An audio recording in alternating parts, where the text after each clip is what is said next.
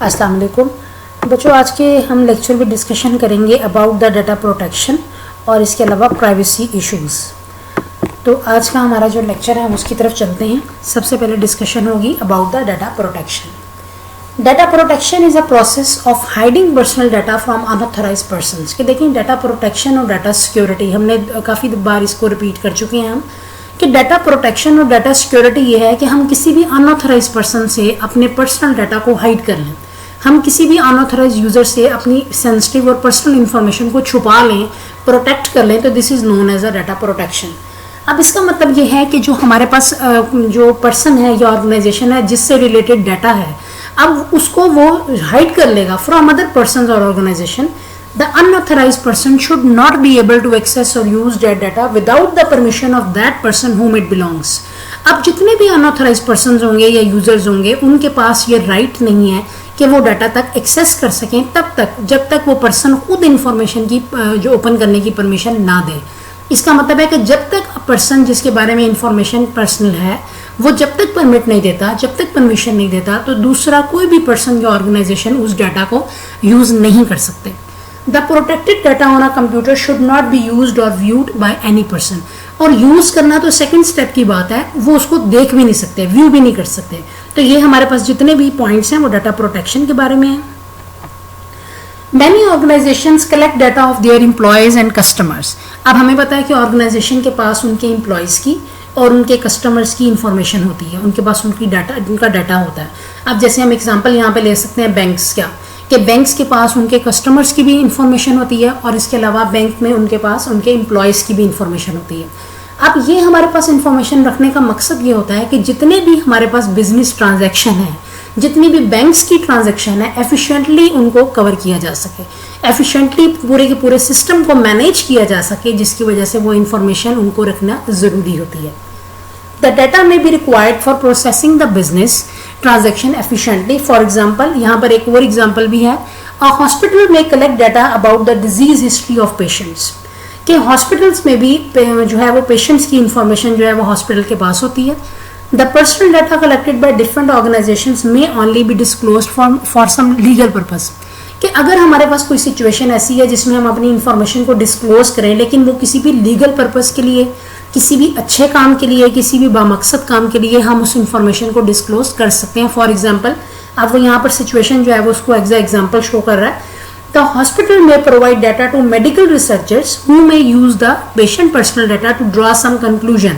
अब देखिए, यहाँ पर मेडिकल रिसर्चर को डाटा चाहिए था ताकि वो उस डिजीज के बारे में रिसर्च कर सके और कंक्लूजन सामने आ सके जो कि दूसरे पेशेंट्स के लिए भी बेहतर होगा। तो यहाँ पर लीगल पर्पस उस इंफॉर्मेशन को डिस्क्लोज करने का क्या है कि यहाँ पर मेडिकल रिसर्चर ने उस डिजीज के बारे में इंफॉर्मेशन लेनी थी। तो इसीलिए जो हमारे पास हॉस्पिटल मैनेजमेंट है, यहाँ पर उनको अपने पेशेंट की जो हिस्ट्री है उसकी डिजीज की वो ओपन करनी पड़ी।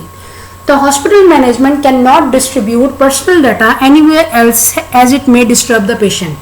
अब इसके अलावा अगर वो किसी को डाटा देते भी हैं तो यहाँ पेशेंट की डिस्टर्बेंस है, पेशेंट जो होगा वो बहुत डिस्टर्ब हो जाएगा, बहुत डिसहार्ट हो जाएगा, जिसकी वजह से हॉस्पिटल मैनेजमेंट जो है उसको अगर उन्होंने इंफॉर्मेशन को डिस्ट्रीब्यूट करा दिया, दूसरों को अगर इंफॉर्मेशन को शो कर दिया। A patient will not allowed to distribute his personal data, especially if he has some mental disorders or a bad history. कि अगर हमारे पास एक पेशेंट है, उसका ज़हनी तवाज़ुन दुरुस्त नहीं है, उसकी कोई बैड हिस्ट्री है, तो वो इस तरह के जो पेशेंट्स होते हैं वो कभी भी नहीं चाहते कि उनकी इन्फॉर्मेशन दूसरे पेशेंट्स को या दूसरे हॉस्पिटल्स को दी जाए। तो यहाँ पर जो हॉस्पिटल की मैनेजमेंट है उनकी रिस्पॉन्सिबिलिटी है कि वो अपने पेशेंट्स की इंफॉर्मेशन को हाइड करें। लेकिन अगर कोई इस तरह की सिचुएशन है जैसे मेडिकल रिसर्चर ने रिसर्च करनी थी, तो यहाँ पर कुछ लीगल पर्पस के लिए इंफॉर्मेशन को डिस्क्लोज किया जा सकता है। The data protection any on rules do not allow any organization to misuse personal data of any person. It means that any personal data collected by some organization should never be disclosed to unauthorized persons or organization under any circumstances.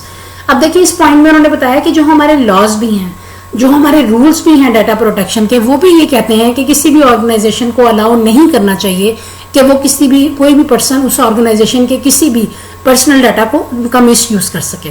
अब इसका मतलब है कि कोई भी हमारे पास organisation के बारे में अगर डाटा है तो किसी भी सिचुएशन में किसी ऑर्गेनाइजेशन का डाटा या किसी यूजर का डाटा या किसी ऑथराइज पर्सन का डाटा किसी के पास ये राइट नहीं है कि वो उस इंफॉर्मेशन को देख सके या यूज कर सके। तो ये हमारे लॉज भी हैं जो हमारे पास मौजूद हैं, जो हमारे पास डाटा प्रोटेक्शन की श्योरिटी देते हैं।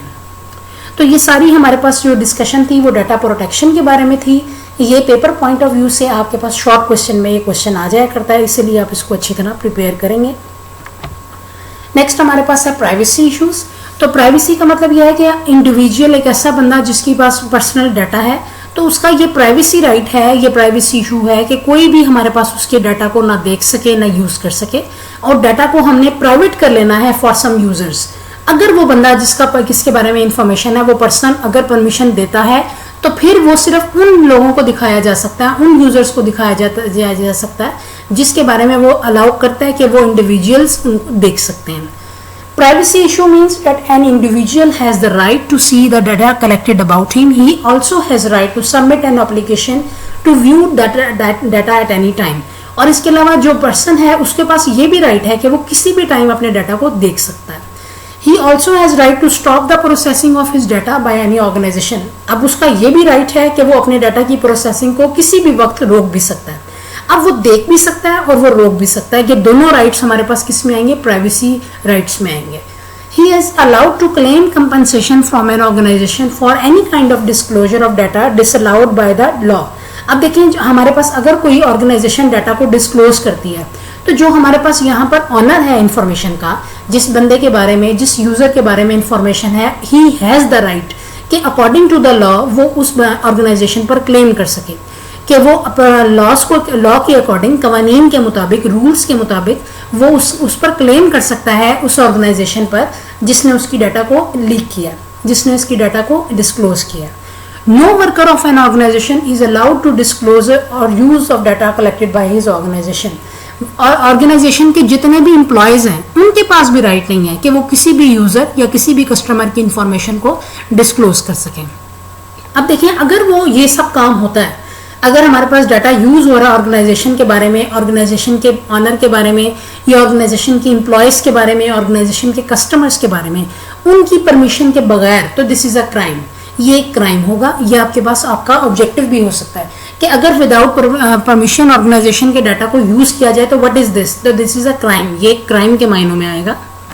The Data Protection Act minimizes the misuse of personal information. To provide a protection against such a crime, an organization must only collect data that is very necessary for its working.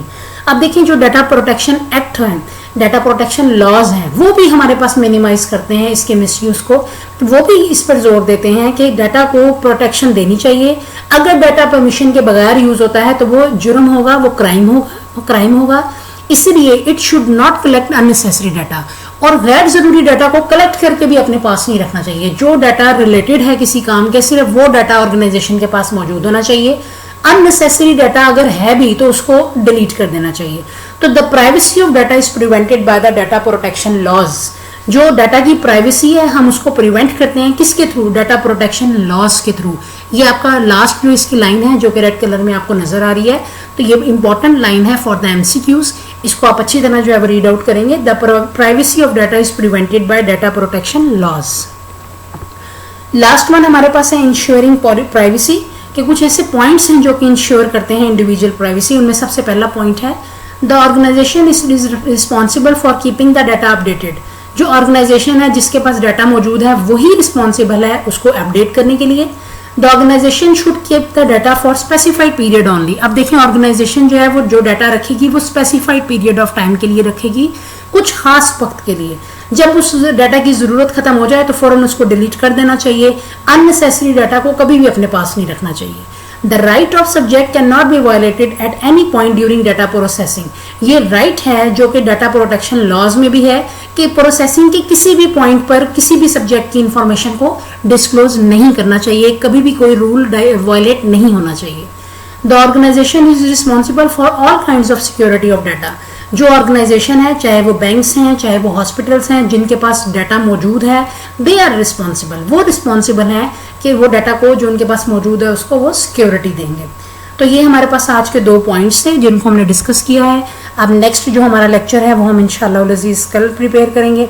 तो अभी तक के लिए आप इसको इतना ही read out कर लें और प्रिपेयर कर लें। अल्लाह हाफिज़।